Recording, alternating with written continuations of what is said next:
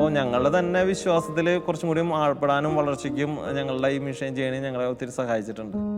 എനിക്ക് തീർച്ചയായിട്ടും നല്ലൊരു വിശ്വാസം ബോധ്യം ഉണ്ടായിരുന്നു. എന്തായാലും നമ്മൾ ദൈവത്തിന് വേണ്ടി ഇറങ്ങി ചെല്ലുമ്പോൾ ദൈവം നമ്മുടെ കൂടെയുണ്ട്. ദൈവത്തിൻ്റെ പരിപാലനം എന്തായാലും നമുക്ക് ഉണ്ടാകും. ഈ ദിവസം കുർബാനയെ കിട്ടാനായിട്ടുള്ള അച്ഛന്മാരില്ല, അതുപോലെ അവിടെ ഹോസ്പിറ്റലുകളില്ല.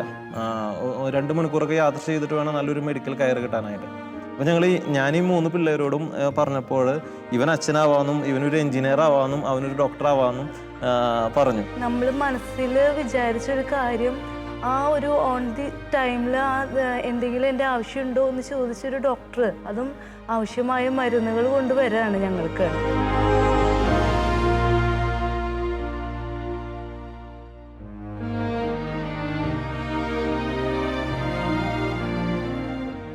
വാരിയേഴ്സ് ഓഫ് ഫെയ്ത്ത് എന്ന പ്രോഗ്രാമിൻ്റെ പുതിയ എപ്പിസോഡിലേക്ക് എല്ലാ പ്രേക്ഷകർക്കും സ്നേഹപൂർവ്വം സ്വാഗതം. നമുക്കറിയാം, ജീവിതത്തിൻ്റെ തിരക്കുകളൊക്കെ മാറ്റിവെച്ച് മാസങ്ങളും വർഷങ്ങളും ഈശോയെ മറ്റുള്ളവർക്ക് പങ്കുവയ്ക്കാനായി ആഗ്രഹത്തോടെ ഇറങ്ങി പുറപ്പെടുന്ന കുടുംബങ്ങളെയും വ്യക്തികളെയും പരിചയപ്പെടുത്തുന്ന പ്രോഗ്രാമാണ് ഇത്. ഇന്ന് നമ്മോടൊപ്പമുള്ളത് ഇരിഞ്ഞാലക്കുട രൂപതയിലെ താഴേക്കാട് ഇടവകയിൽ നിന്നുള്ള ജാക്സൺ ആൻസി ദമ്പതികളും അവരുടെ 3 മക്കളുമാണ്. സ്നേഹപൂർവ്വം നമുക്കവരെ സ്വാഗതം ചെയ്യാം. ഒന്ന് പരിചയപ്പെടുത്തി നമുക്ക് തുടങ്ങാം. എൻ്റെ പേര് ജാക്സൺ. താഴേക്കാട് മേജർ ആർക്കി എപ്പിസ്കോപ്പൽ ദേവാലയത്തിലാണ് ഞങ്ങളുടെ ഇടവക. വൈഫ് ആൻസി. എൻ്റെ പേര് ആൻസി. ഞാൻ ഇരിഞ്ഞാലക്കുട മതബോധന കേന്ദ്രത്തിൽ അക്കൗണ്ടൻ്റായിട്ട് വർക്ക് ചെയ്യുന്നു. ഞങ്ങൾക്ക് 3 മക്കളാണ്. മൂത്ത ആൾ ജോസഫ്, രണ്ടാമത്തെ ആൾ ജോൺ പോൾ, മൂന്നാമത്തെ ആൾ ജോയൽ. എല്ലാവരും ജോ ആണ്. ഓക്കെ, അപ്പോൾ എല്ലാവരും ജോ എന്ന് പറയുന്ന പോലെ തന്നെ ഹാപ്പി ആയിരിക്കുമല്ലോ അല്ലേ? അതെ, തീർച്ചയായും. ഓക്കെ. അപ്പോൾ ഇവർ 3 മക്കളായതിനു ശേഷമാണ് നമ്മളൊരു മിഷൻ യാത്രയ്ക്കൊക്കെ പോകുന്നത് അല്ലേ? അതെ. ഓക്കെ. അപ്പോൾ ഇതിന് മുൻപ്, ഈ ഒരു മിഷനിലേക്ക് വരുന്നതിന് മുൻപ്, ഈ ഒരു തീക്ഷ്ണതയിലേക്കൊക്കെ വരുന്നതിന് മുൻപ് എങ്ങനെയാണ് ഈശോയുമായിട്ടുള്ള ആദ്യത്തെ ഒരു എൻകൗണ്ടർ എങ്ങനെയായിരുന്നു? വ്യക്തിപരമായിട്ടുള്ള ജീവിതത്തിലാണോ അതോ ഫാമിലി ആയതിനു ശേഷം, വിവാഹത്തിന് ശേഷമാണോ ഇങ്ങനെ ഒരു ഈശോയുമായിട്ട് ഒന്നിച്ച് ജീവിക്കുന്ന ഒരു വിശ്വാസത്തിൻ്റെ ഒരു സാക്ഷി ജീവിതത്തിലേക്ക് വന്നത്? ഞങ്ങൾ മസ്കറ്റിലായിരുന്നു. അവിടെ കുടുംബമായിട്ട് ജീവിക്കുന്ന സമയത്ത് ജീസസ് യൂത്ത് എന്ന ഒരു മൂവ്മെൻറ്റിലേക്ക് കടക്കാനിടയായി. അവിടെ ആയിരിക്കുമ്പോൾ ഞങ്ങൾക്ക് ഉഗാണ്ട മിഷനിലൊക്കെ പോയി ഒത്തിരി ഫാമിലീസിൻ്റെ അനുഭവങ്ങൾ ഞങ്ങൾ കേട്ടിരുന്നു. അപ്പോഴാണ് ഞങ്ങൾക്ക് ഒരു മിഷന് പോകുവാനായിട്ട് ഒരു ആഗ്രഹം ഉള്ളിൽ ജനിച്ചത്. അതിനുശേഷം പിന്നെ ഞങ്ങൾ ആ ആഗ്രഹം ഇങ്ങനെ മനസ്സിൽ കൊണ്ട് നടക്കുകയായിരുന്നു. പിന്നീടും ഞങ്ങൾ ഒരു കുരിയച്ചിറയിലുള്ള ഒരു ഫാമിലി ജീസസ് യൂത്തിൻ്റെ ഒരു ഫാമിലി കോൺഫറൻസിൽ വെച്ചിട്ടാണ് ഞങ്ങൾ തീരുമാനിച്ചത് ഒരു മിഷനിൽ പോകണമെന്ന് ഞങ്ങൾ തീരുമാനിച്ചത്. ഇപ്പം ജീസസ് യൂത്തിൻ്റെ പ്രോഗ്രാമിൽ പോയപ്പോഴാണ് നമുക്കിങ്ങനെ മിഷന് പോകാൻ ആഗ്രഹം വന്നത്, അല്ലെങ്കിൽ അതിനോടൊരു യെസ് പറഞ്ഞത് എന്ന് പറഞ്ഞു. പക്ഷേ ആ ഒരു യെസ് പറയാൻ നമ്മളും ഇതിന് പോകണം എന്നുള്ള ഒരു തീരുമാനം വന്നത്, അല്ലെങ്കിൽ ഒരു പ്രചോദനം വന്നത് എങ്ങനെയായിരുന്നു? ഞാൻ കേട്ടൊരു വചനമാണ്. അതായത് ഈശോ ഉയർപ്പിന് ശേഷം ശിഷ്യന്മാരോട് പറഞ്ഞൊരു കാര്യമാണ്, നിങ്ങൾ ലോകമെങ്ങും പോയി സുവിശേഷം പ്രസംഗിക്കുവിൻ. പിന്നെ ആ ഒരു കോൺഫറൻസിൽ ഞങ്ങൾ കേട്ടതാണ് every Jesus youth as A missionary. Jesus youth മാത്രമല്ല, എല്ലാ ക്രിസ്ത്യാനികളും മാമോദീസ സ്വീകരിച്ചതിലൂടെ ഒരു മിഷൻ ദൗത്യം നമുക്ക് ഓരോരുത്തർക്കും ലഭിച്ചിട്ടുള്ളൊരു ബോധ്യം അന്ന് കിട്ടിയിരുന്നു. ആ ബോധ്യത്തിൻ്റെ വെളിച്ചത്തിലാണ് മിഷന് പോകണം, അല്ലെങ്കിൽ ആ മിഷൻ അനുഭവം ഒന്ന് എങ്ങനെയാണെന്ന് രുചിച്ചറിയണം എന്നുള്ളൊരു ആഗ്രഹം മനസ്സിൽ ഉദിച്ചത്. വിളവധികം വേലക്കാരോ വിരളം, വിളവിൻ്റെ നാഥ വിളവെടുക്കുവാൻ.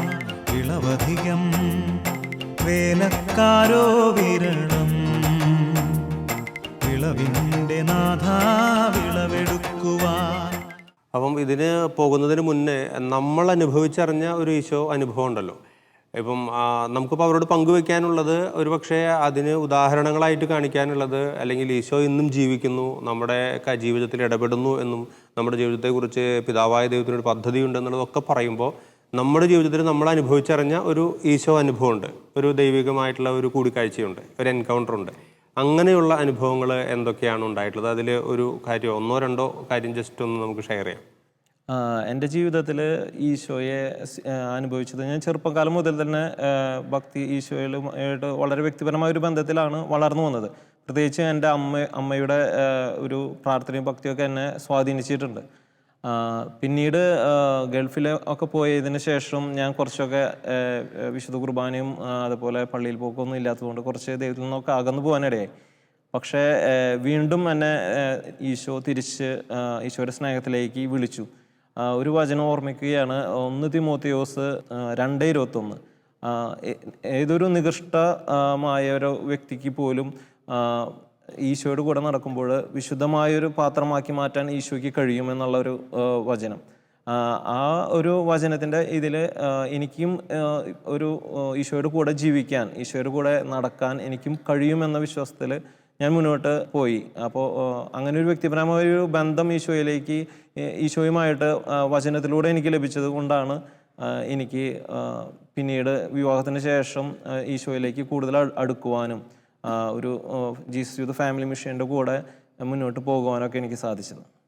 അപ്പോൾ ഈ ഒരു യാത്ര എങ്ങനെയായിരുന്നു, മിഷൻ യാത്ര എങ്ങനെയായിരുന്നു? പ്രത്യേകിച്ച് 3 മക്കളെയും കൊണ്ട്, 3 മക്കളായിട്ടല്ലേ പോയത്? അതെ അതെ.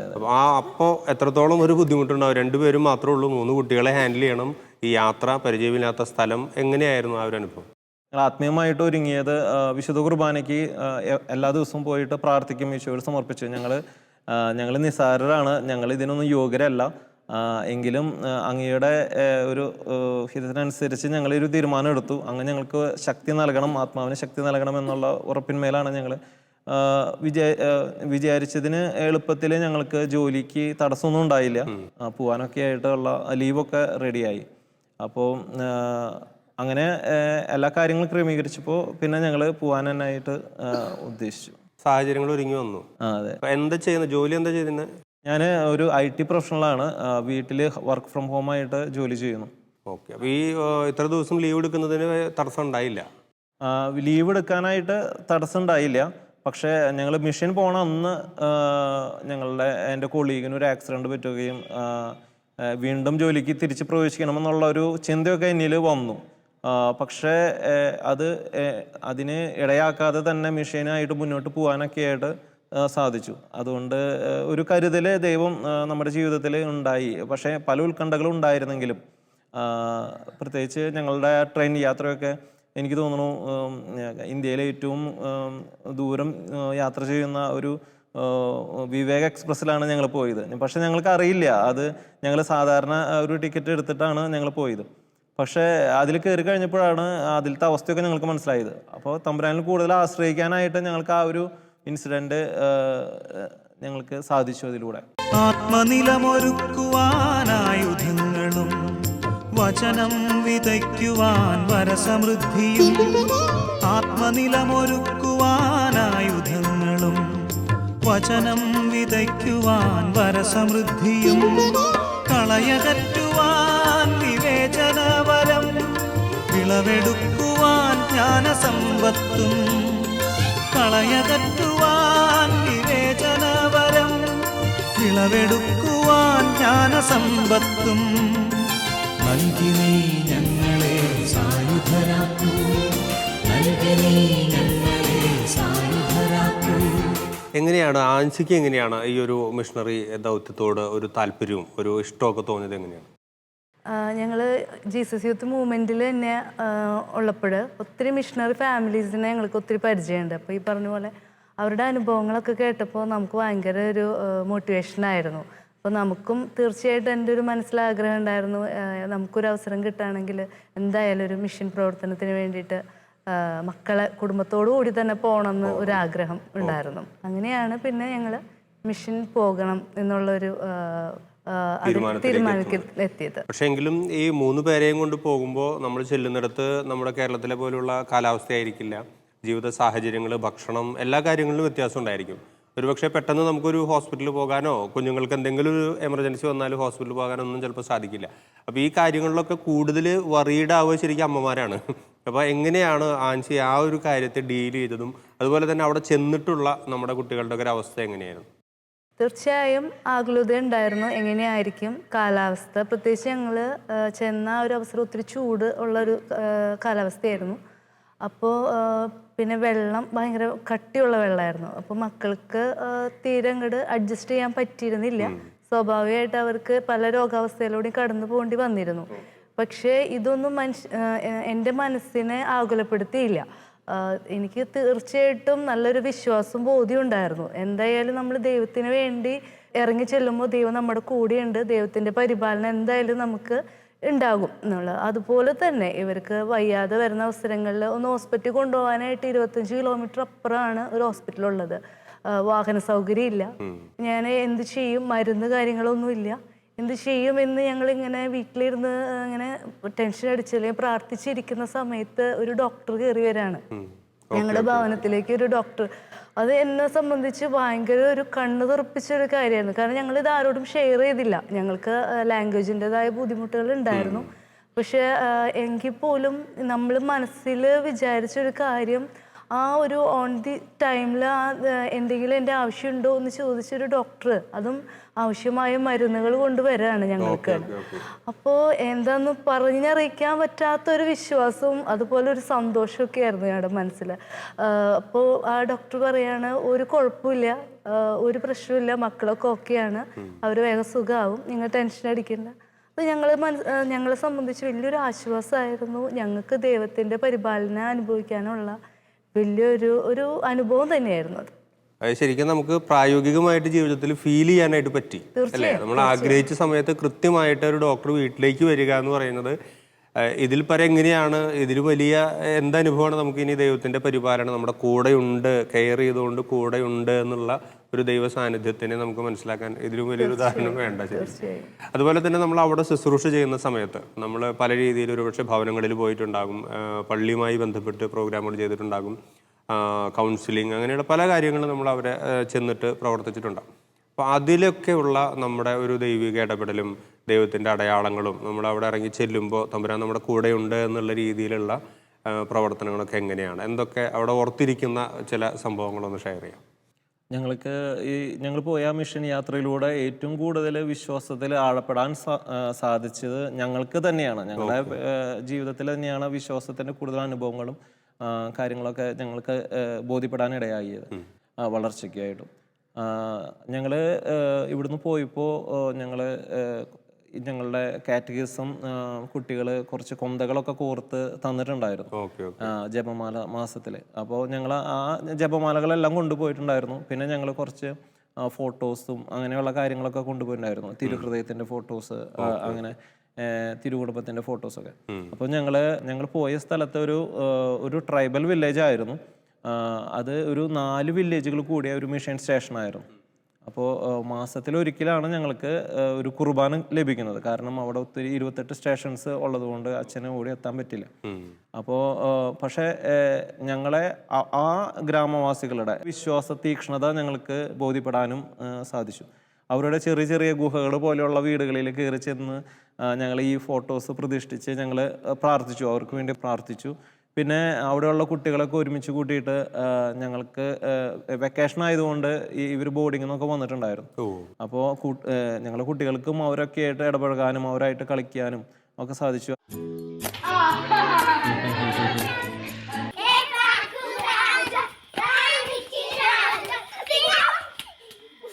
അവരെ വിളിച്ചു കൂട്ടിയിട്ട് ഞങ്ങൾക്കൊരു പ്രയർ ഗ്രൂപ്പ് ഞങ്ങൾ ചെയ്യാനും അത് പിന്നെ അവരുടെ ഒരു സ്വപ്നങ്ങളെക്കുറിച്ച് സംസാരിക്കാനും സ്വപ്നം കാണാനും അതുപോലെ ഈ ഗ്രാമത്തിന് ആവശ്യമായിട്ടുള്ള കാര്യങ്ങൾ നിങ്ങൾക്ക് ചെയ്യാനായിട്ട് സാധിക്കും, നിങ്ങളിൽ നിന്ന് തന്നെ ഉയർന്നു വരണം എന്നുള്ള ബോധ്യം കൊടുക്കാനൊക്കെ സാധിച്ചു. പലപ്പോഴും എനിക്കൊരു കൺഫ്യൂഷൻ ഉണ്ടായിരുന്നു, എന്ത് ഇവരോട് സംസാരിക്കും, അല്ലെങ്കിൽ ഞാനൊന്നും ഒരുങ്ങിയിട്ടില്ലല്ലോ. പക്ഷേ അവിടുത്തെ ആ ഒരു പ്രാർത്ഥനാലയത്തിൽ ഞാൻ കയറിയിരുന്നപ്പോൾ പരിശുദ്ധാത്മാവിലൂടെ ഒരുപാട് മെസ്സേജുകൾ എനിക്ക് ആ സമയത്ത് ഒരിക്കലും ഉണ്ടാവാത്തൊരു അനുഭവത്തിലൂടെ എനിക്ക് കുറേ കാര്യങ്ങൾ പഠിപ്പിച്ചു തരുന്ന പോലെയുള്ള കാര്യങ്ങൾ, അവരോട് എന്ത് പറയണം എന്നുള്ള കാര്യങ്ങൾ പഠിപ്പിച്ചു തന്നായിരുന്നു. അത് എനിക്കൊരു ബോധ്യം തന്നെയായിരുന്നു. അങ്ങനെ ഞങ്ങൾ ഒരു 2-3 പ്രയർ ഗ്രൂപ്പുകൾ അവിടെ കണ്ടക്ട് ചെയ്തു. പിന്നെ ഞങ്ങൾ എല്ലാ വില്ലേജുകളും വിസിറ്റ് ചെയ്തു. അതിൽ ഒരു വില്ലേജ് ഒരു മലയുടെ മുകളിലായിരുന്നു. അപ്പോൾ ഞങ്ങൾ ആദ്യത്തെ ദിവസം ഞങ്ങൾ അവിടെ കയറാൻ ശ്രമിച്ചപ്പോൾ അവിടെ മഴയും പ്രശ്നങ്ങളൊക്കെ ഉള്ളതുകൊണ്ട് ഞങ്ങൾക്ക് കയറാൻ പറ്റിയില്ല. ഭയങ്കര ഇടിവാളും മിന്നലും, അങ്ങനെ ഞങ്ങൾക്ക് കയറാൻ പറ്റിയില്ല. പിന്നത്തെ പ്രാവശ്യം ഞങ്ങൾ കയറി അത് കഴിഞ്ഞിട്ട് അവിടെയൊക്കെ വിസിറ്റ് ചെയ്തിട്ട് പോന്നപ്പോൾ ഇതുപോലെ വീണ്ടും മഴയും ഇടിവിട്ടൊക്കെ വന്നു. അപ്പോൾ ഇവന് കുറച്ച് പേടിയുണ്ടായിരുന്നു. ഇവനവിടെ ഞാൻ ഇറങ്ങത്തില്ല എന്ന് പറഞ്ഞിട്ട് അവൻ അവിടെ മാറി വാശി പിടിച്ച് കരഞ്ഞു അവിടെ ഇരുന്നു. അപ്പോൾ കുറച്ച് സമയത്തിന് ശേഷം എനിക്ക് പറയാനുണ്ടായി, ഇനി ഒരു ഇടിമിന്നലും ഉണ്ടാവില്ല, തമ്പുരാൻ നമ്മളുടെ കൂടെ ഉണ്ട്, ഒന്നും സംഭവിക്കില്ല, ധൈര്യമായിട്ട് ഇറങ്ങാമെന്ന് പറഞ്ഞു. അപ്പോൾ ഞാൻ അങ്ങനെ വിശ്വാസത്തോടുകൂടി ഇവനോട് പറഞ്ഞെങ്കിലും എനിക്കൊരു ചെറിയൊരു ആശങ്ക ഉണ്ടായിരുന്നു. പക്ഷേ എൻ്റെ ആ വാക്കിൻ്റെ പ്രതി തമ്പുരാന് താഴെ ഇറങ്ങി ഞങ്ങളുടെ ഭവനത്തിൽ എത്തിച്ചേരുന്ന വരെ ഒരു ഇടിമിന്നലോ അല്ലെങ്കിൽ ഒരു മഴയോ ഒന്നും സംഭവിച്ചില്ല. അത് ഒരു അടയാളമായിട്ട് തന്നെ എനിക്ക് ഫീൽ ചെയ്തായിരുന്നു ആ ഒരു യാത്രയിൽ. അപ്പോൾ ഞങ്ങളുടെ തന്നെ വിശ്വാസത്തിൽ കുറച്ചും കൂടി ആൾപ്പെടാനും വളർച്ചയ്ക്കും ഞങ്ങളുടെ ഈ മിഷൻ ജേണി ഞങ്ങളെ ഒത്തിരി സഹായിച്ചിട്ടുണ്ട്. വഴി തെളിക്കുവാൻ വചനവാളെടുത്തിടാം, ഇരുളകറ്റുവാൻ എണ്ണയുള്ള വിളക്കും. വഴി തെളിക്കുവാൻ വചനവാളെടുത്തിടാം, ഇരുളകറ്റുവാൻ എണ്ണയുള്ള വിളക്കും. വിശപ്പകറ്റാൻ ദിവ്യകാരുണ്യവും, ദാഹം മാറ്റാൻ ആത്മപാനീയവും. വിശപ്പകറ്റാൻ ദിവ്യകാരുണ്യവും, ദാഹം മാറ്റാൻ ആത്മപാനീയവും. നൽകണേ നാഥ പ്രേഷിതരാകാം, നൽകണേ നാഥ പ്രേഷിതരാകാം. നമ്മളിപ്പോൾ ഈ പോയ അനുഭവങ്ങൾ നമ്മുടെ നാട്ടിൽ വന്ന് ഷെയർ ചെയ്യുന്ന സമയത്ത്, അപ്പം നമ്മുടെ നാട്ടിൽ വന്ന് തീർച്ചയായിട്ടും നമ്മുടെ ബന്ധുക്കളൊക്കെ ഇതൊക്കെ അറിഞ്ഞിട്ടുണ്ടാവും. അതുപോലെ തന്നെ നമ്മുടെ സുഹൃത്തുക്കൾ, ഇപ്പോൾ ഇടവകയിലെ മതബോധന വിദ്യാർത്ഥികൾ അറിഞ്ഞിട്ടുണ്ട്. അപ്പം അങ്ങനെയുള്ളവരോടൊക്കെ ഈ പോയി വന്ന വിശേഷങ്ങൾ പറയുമ്പോൾ ഇത് കേൾക്കുന്നവർ ഏത് രീതിയിലാണ് പ്രതികരിക്കുന്നത്? അവർക്ക് ഇത് ആവശ്യമാണെന്നും തങ്ങൾക്കും ഇതുപോലെ പോകണമെന്നൊക്കെയുള്ളൊരു ആഗ്രഹം ഉണ്ടാകുന്നുണ്ട്. ഞങ്ങൾ ഞങ്ങളുടേതായ ജീസസ് യൂത്ത് ഫാമിലീസിൻ്റെ ഇടയിലൊക്കെ ഞങ്ങളുടെ അനുഭവങ്ങൾ ഷെയർ ചെയ്തു. അപ്പം ഞങ്ങൾ സാധാരണയായിട്ട് ജീവിക്കുന്ന സാധാരണ ദമ്പതികളാണ്, സാധാരണ കുടുംബമാണ്. അപ്പോൾ ഞങ്ങളുടെ ഈ അനുഭവങ്ങൾ പറഞ്ഞു കേട്ടപ്പോൾ അവർക്കുണ്ടായ ഒരു ഇൻസ്പിറേഷൻ എന്ന് പറയുന്നത്, ജാക്സനും ആൻസിക്കും പോകാമെങ്കിൽ ഞങ്ങൾക്കും പോവാം എന്നുള്ളൊരു ഇത് വിശ്വാസം അവർക്കുണ്ടായിരുന്നു. ഒരു ആഗ്രഹവും ഒരു ഇൻസ്പിറേഷനും മോട്ടിവേഷനും ഒക്കെ അവർക്ക് ലഭിച്ചായിരുന്നു. ഞങ്ങളുടെ ഇടവകയിൽ നിന്ന് ലിബിൻ ഫെമി എന്ന് പറഞ്ഞൊരു ഫാമിലിയും ഈ പ്രാവശ്യം പോകുന്നുണ്ട്. അവരെ ഒരു ത്രിപുര എന്ന് പറഞ്ഞ സ്ഥലത്തേക്കാണ് അവർ ഈ പ്രാവശ്യം പോകുന്നത്. അപ്പം ഞങ്ങൾക്ക് ഒത്തിരി സന്തോഷമായി. ഇനിയും ഞങ്ങൾ പോകുന്ന ആ മിഷൻ പ്ലേസുകളിൽ ഞങ്ങൾക്ക് വീണ്ടും ഒന്ന് സന്ദർശിക്കണമെന്നും ഞങ്ങൾ അവരായിട്ടൊരു പേഴ്സണൽ റിലേഷൻഷിപ്പ് മെയിൻറ്റെയിൻ ചെയ്യുന്നുണ്ട്. അവരുടെ അവിടെ 2 മരണങ്ങളുണ്ടായി ഞങ്ങൾ പോകുന്നതിന് ശേഷം. അതൊക്കെ ഞങ്ങളെയും ഞങ്ങളുടെ മനസ്സിനെയും വളരെ വേദനിപ്പിക്കുകയുണ്ടായി. എന്തോ ഒരു ആത്മബന്ധം അവരായിട്ട് ഞങ്ങൾക്കുണ്ടായി. അവിടുത്തെ കമ്മ്യൂണിറ്റിക്ക് വേണ്ടിയിട്ട് നമ്മൾ ആ ഒരു ബന്ധം എപ്പോഴും കീപ്പ് ചെയ്യും, അവർക്ക് വേണ്ടി പ്രാർത്ഥിക്കുകയും ഒക്കെ ചെയ്യുന്നുണ്ട്, വിശേഷങ്ങൾ ഷെയർ ചെയ്യുകയും ഒക്കെ ചെയ്യുന്നുണ്ട്. ഓക്കെ.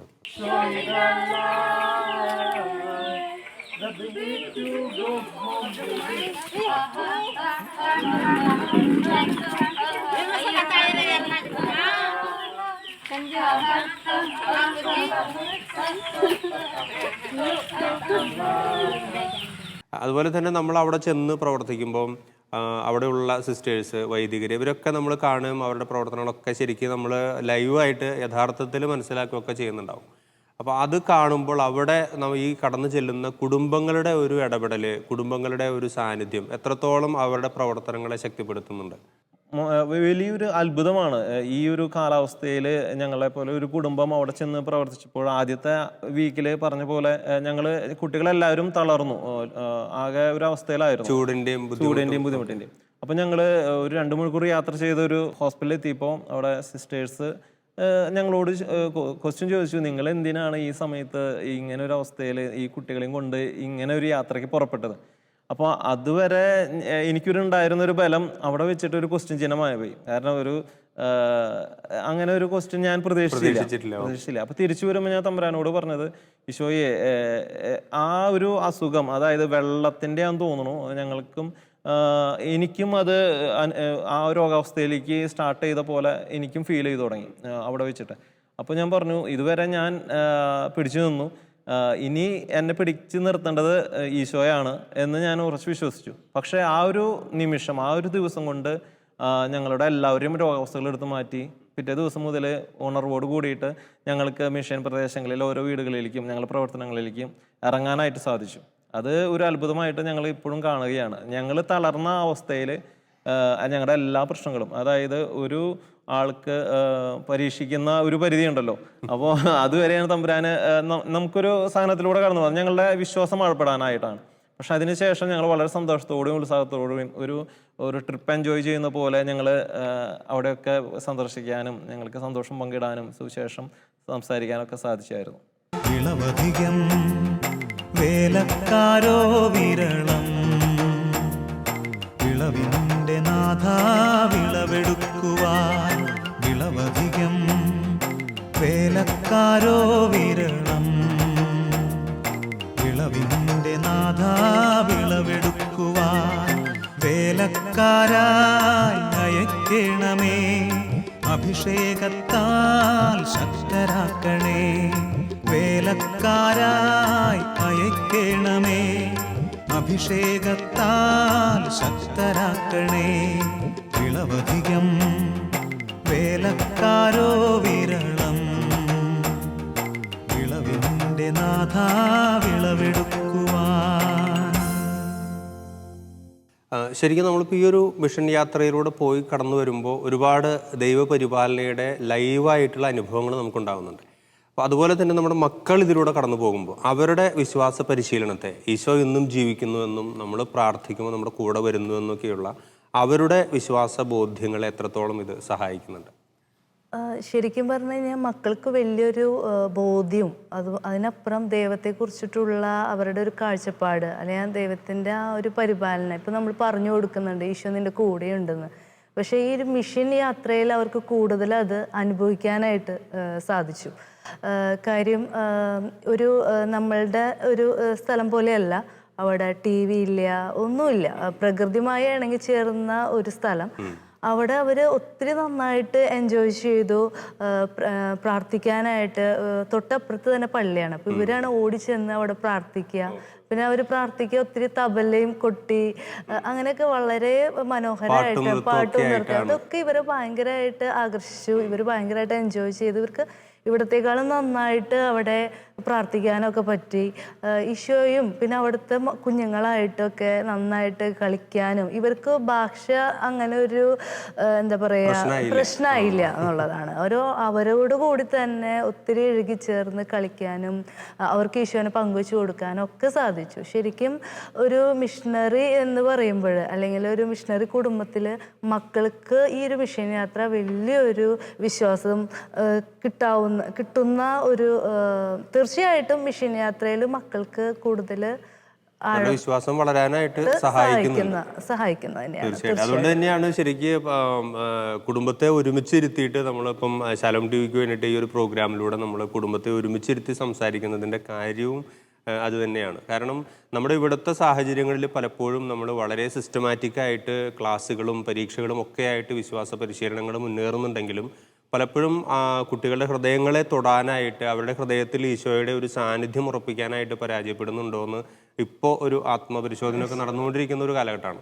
അപ്പോൾ ഈ ഒരു സമയത്ത് ശരിക്കും കുട്ടികൾക്ക് ലൈവായിട്ട് ഈശോയുടെ അനുഭവങ്ങൾ ഉണ്ടാകാനും ഈശോ ഇന്നും ജീവിക്കുന്നുവെന്നും പരിപാലിക്കുന്നുവെന്നും മനസ്സിലാക്കാൻ ഈ മിഷൻ യാത്രകൾ ഒരുപാട് സഹായിക്കുന്നു എന്നുള്ളത് തന്നെയാണ് ഈ ഒരു വാരിയേഴ്സ് ഓഫ് ഫെയ്ത്ത് എന്ന പ്രോഗ്രാമിലൂടെ നമ്മൾ കടന്നു പോകുമ്പോൾ നമുക്ക് കൂടുതലായിട്ട് മനസ്സിലാകുന്നത്. ഒപ്പം ഇനിയുള്ള ഒരു മിഷൻ സ്വപ്നം എന്താണ്? അല്ലെങ്കിൽ ഇപ്പം മക്കൾ 3 പേര് കൊച്ചുമക്കളാണ്, അവരെക്കുറിച്ച് അല്ലെങ്കിൽ അവരുടെ ഭാവിയെക്കുറിച്ച് ഒരുപാട് ആകുലരാകേണ്ട ഒരു സമയമൊന്നും ആയിട്ടില്ല. പക്ഷേ എങ്കിലും ഭാവിയെക്കുറിച്ചിട്ടുള്ള നമ്മുടെ സ്വപ്നം, നമ്മുടെ ഭാവി മക്കളുടെ ഭാവി മാത്രമാണോ, അതോ ഒരു ഭാവി മിഷൻ ഫാമിലി ആയിട്ടുള്ള ഒരു ഭാവിയെക്കുറിച്ചാണോ സ്വപ്നം കാണുന്നത്? എന്താണ് നിങ്ങളുടെ അടുത്ത ഒരു സ്വപ്നം? ഞങ്ങൾ ഈ മിഷനിൽ പോകാമെന്ന് തീരുമാനിച്ച് ഞങ്ങളിങ്ങനെ പ്രാർത്ഥനാ സഹായമൊക്കെ യാചിച്ച് പല കുടുംബങ്ങളിലും ഞങ്ങൾക്ക് വേണ്ടി പ്രാർത്ഥിക്കാനൊക്കെ ഞങ്ങൾ ഒരുമിച്ച് പ്രാർത്ഥിച്ചപ്പോഴും ഞങ്ങൾക്ക് ബോധ്യപ്പെട്ട ഒരു കാര്യം, ഞങ്ങൾക്ക് ഇനിയും ഇതൊരു മിഷൻ എക്സ്പോഷർ മാത്രമാണ്. ഇനി ഞങ്ങളുടെ ലൈഫിൽ ഇനി പോകുന്ന സ്ഥലത്തൊക്കെ ഈശോനെ സാക്ഷ്യം വഹിച്ചുകൊണ്ട് ഒരു ജീവിതം നയിക്കാനായിട്ടാണ് ഞങ്ങൾ വിളിക്കപ്പെട്ടിരിക്കുന്നുള്ള ബോധ്യം ഞങ്ങൾക്കുണ്ടായി. ഞങ്ങൾ ഈ കുട്ടികളെയും കൊണ്ട് പോയപ്പോൾ അവിടെ ഞങ്ങൾ അനുഭവിച്ച കുറച്ച് പ്രശ്നങ്ങളൊക്കെ ഉണ്ടായിരുന്നു. അവിടെ താമസിക്കാൻ നല്ല വീടുകളില്ല, അതുപോലെ അവിടെ അച്ഛന്മാരില്ല, ദിവസം കുർബാനയെ കിട്ടാനായിട്ടുള്ള അച്ഛന്മാരില്ല, അതുപോലെ അവിടെ ഹോസ്പിറ്റലുകളില്ല. 2 മണിക്കൂറൊക്കെ യാത്ര ചെയ്തിട്ട് വേണം നല്ലൊരു മെഡിക്കൽ കെയർ കിട്ടാനായിട്ട്. അപ്പോൾ ഞാൻ ഈ 3 പിള്ളേരോടും പറഞ്ഞപ്പോൾ ഇവൻ അച്ഛനാവാമെന്നും ഇവനൊരു എഞ്ചിനീയർ ആവാമെന്നും അവനൊരു ഡോക്ടർ ആവാമെന്നും പറഞ്ഞു. അത് ഇവർക്ക് വേണ്ടിയിട്ട്, ഇവർക്ക് നല്ലൊരു വീട് പണിത് കൊടുക്കാനും ഇവർക്ക് നല്ലൊരു ഹോസ്പിറ്റൽ ഫെസിലിറ്റി കൊടുക്കാനും അല്ലെങ്കിൽ അവർക്ക് ഒരു കുർബാന അല്ലെങ്കിൽ ഒരു സാന്നിധ്യം ഒരു പ്രീസ്റ്റായിട്ട്, അപ്പോൾ ഇവരെ കൊണ്ട് തന്നെ അങ്ങനെ ഒരു തീരുമാനം എടുക്കാനും ആഗ്രഹം ചെറുപ്പത്തിൽ തന്നെ കൊടുക്കാനൊക്കെ ആയിട്ട് ഇതിലൂടെ ഞങ്ങൾക്ക് സാധിച്ചു. പിന്നെ ആ മിഷൻ മേഖലയിലെ ജനത്തിന്റെ വേദനയും ബുദ്ധിമുട്ടും അവരുടെ കുട്ടിക്കാലത്ത് തന്നെ അവർക്ക് അത് മനസ്സിലാക്കാനും അവരുടെ ഹൃദയത്തിൽ സ്വീകരിക്കാനും പറ്റി. അതെ, ഈ യാത്രയിലൂടെ അങ്ങനെ സാധിച്ചു.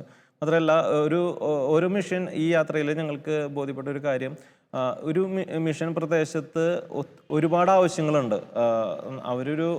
ഒരു സുവിശേഷം പ്രസംഗിക്കപ്പെട്ട അവർ ക്രിസ്ത്യാനികളായി മാറിയിട്ടുണ്ടെങ്കിലും അവർ നേരിടുന്ന ഒരുപാട് പ്രശ്നങ്ങളുണ്ട്. അപ്പോൾ അവർക്കൊരു സഹായമായിട്ട്, സാമ്പത്തികമായിട്ട്, അല്ലെങ്കിൽ വിജ്ഞാനപ്രദമായിട്ട് അവർക്ക് പഠിപ്പിച്ചു കൊടുക്കാൻ ടീച്ചേഴ്സൊക്കെ ആയിട്ട് നമുക്ക് അങ്ങനെയൊക്കെ നമുക്ക് കഴിയുന്ന പോലെ നമ്മുടെ കഴിവനുസരിച്ച് അവിടെ പോയി കഴിഞ്ഞാൽ നമ്മുടെ കഴിവനുസരിച്ച് അവർക്ക് കൊടുക്കാനായിട്ട് നമുക്ക് ഒരുപാട് അവസരങ്ങളുണ്ട്. അത് നമ്മൾ ചെയ്തില്ലെങ്കിൽ അവിടെ ആ ഒരു വിടവ് അവിടെ എപ്പോഴും ഉണ്ടായിരിക്കും. അപ്പോൾ എനിക്കും ഫാമിലീസിനോട് പറയാനായിട്ടുള്ളത്, നിസ്സാരരായ ഞങ്ങളുടെ ഈ കുടുംബം ഇങ്ങനെ പോയപ്പോൾ ഞങ്ങൾക്ക് ലഭിച്ച ഒരു ദൈവാനുഭവം എല്ലാവർക്കും, ഓരോരുത്തർക്കും അതുണ്ടാകുമെന്ന്, നിങ്ങൾക്ക് ഇതിനേക്കാളും കൂടുതൽ അവർക്ക് കൊടുക്കാൻ സാധിക്കുമെന്ന് എനിക്ക് ഉറപ്പുണ്ട്. തീർച്ചയായിട്ടും നമുക്ക് ജാക്സൺ ചേട്ടൻ്റെയും അതുപോലെ തന്നെ ആൻസിയുടെയും ഒക്കെ അനുഭവങ്ങളിലൂടെ, മക്കളുടെയും ഒക്കെ അനുഭവങ്ങളിലൂടെ നമുക്ക് ഒരുപാട് കാര്യങ്ങൾ മനസ്സിലാക്കാനായിട്ട് സാധിച്ചു. മിഷൻ മേഖലകളിൽ ഇനി അവിടെ പ്രവർത്തിക്കുന്ന വൈദികരെയും സിസ്റ്റേഴ്സിനെയും സഹായിക്കാനായിട്ട് കുഞ്ഞുങ്ങൾ ഉൾപ്പെടെ കടന്നു ചെല്ലേണ്ടതിൻ്റെ ഒരു ആവശ്യകതയെക്കുറിച്ചാണ് ഇവരുടെ അനുഭവങ്ങളൊക്കെ കേട്ടപ്പോൾ നമുക്കും ഉള്ളിൽ തോന്നുന്നത്. അതുകൊണ്ട് തന്നെ ഈ ഒരു പ്രോഗ്രാം ശാലോം ടി വിയിലൂടെ കാണുന്ന എല്ലാവരിലും ആ ഒരു പ്രചോദനവും ആ ഒരു തീക്ഷ്ണതയും താല്പര്യവും ഉണ്ടാകട്ടെ എന്ന് ആഗ്രഹിക്കുകയാണ്. കൂടുതൽ പേരെ നമ്മൾ അനുഭവിച്ച ഈശോയെ മറ്റുള്ളവരുമായിട്ട് പങ്കുവയ്ക്കാൻ, ഇതുവരെ ഈശോയെ അറിഞ്ഞിട്ടില്ലാത്തവരുമായിട്ടൊക്കെ പങ്കുവയ്ക്കാൻ, കൂടുതൽ മിഷൻ യാത്രകളിലേക്ക് പുറപ്പെടാനായിട്ട് ഒരുങ്ങുക എന്നാണ് ശരിക്കും ഈ ഒരു പ്രോഗ്രാം നമ്മളോട് ആഹ്വാനം ചെയ്യുന്നത്.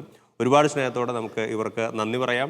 വീണ്ടും കൂടുതൽ തീക്ഷ്ണവതികളായ ഇതേ അനുഭവത്തിലൂടെ കടന്നു പോകുന്ന മറ്റു കുടുംബങ്ങളുമായിട്ട് കണ്ടുമുട്ടാം. നമസ്കാരം.